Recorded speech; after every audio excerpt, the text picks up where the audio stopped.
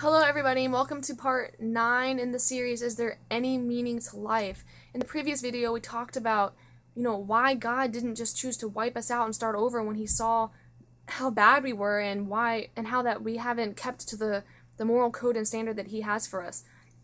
So today we're going to talk about, we see that if a personal God were to create us, knowing full well the possibility of us rejecting him, but yet still thought it was worth the risk, then we see that there's enormous meaning to life. He made us with free will as opposed to robots who have no choice, so that we could willingly enter into a love relationship with him. Now, as humans, we throw the word love around a lot. I love this movie, I love cookies, I love skiing, but what do we really mean? Do we mean that we have a relationship with this thing, or merely that it appeals to our taste? Now, because of this casual use of the word love, it doesn't mean much for people to hear that God loves us. For most people, it merely means that he just so happens to be rather fond of the human race. But is that all there is to it? How do you judge how much someone means it when someone uses the word love?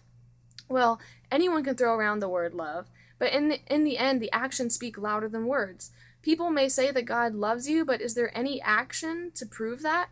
Well, centuries ago, God selected and raised up a group of people and spent centuries trying to tell them over and over again that he loved them, that there was only one of him, and that he cared very much about right and wrong. Those people were the Jews, and the Old Testament in the Bible gives the account of that. Then suddenly comes the shock.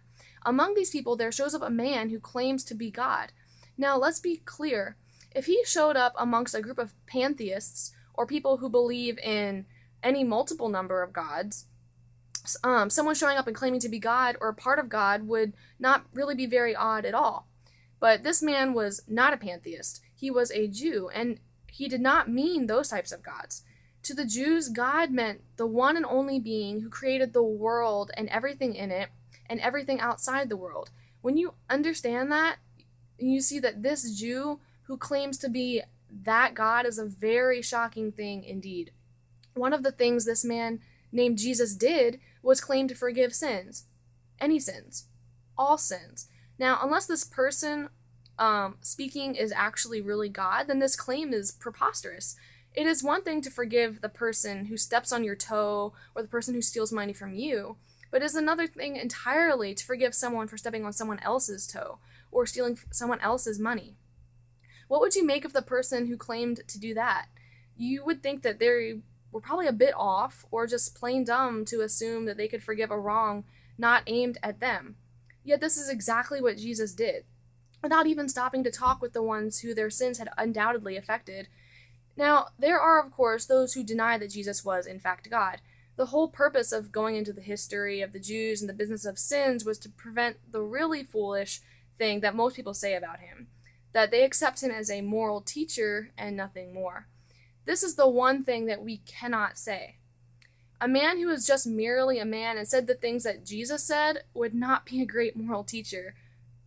He would either be crazy or on the same level as a person who claims to be Michael Jackson or a hard-boiled egg, or else he'd be a very selfish, egotistical man who caused civil unrest amongst the people.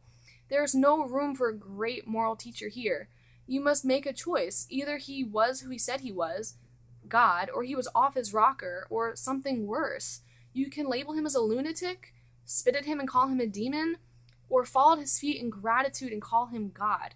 But let us not patronize him with this nonsense of being a great moral teacher. He did not leave that option open to us, nor did he intend to. Please stay tuned for the next segment, part 10.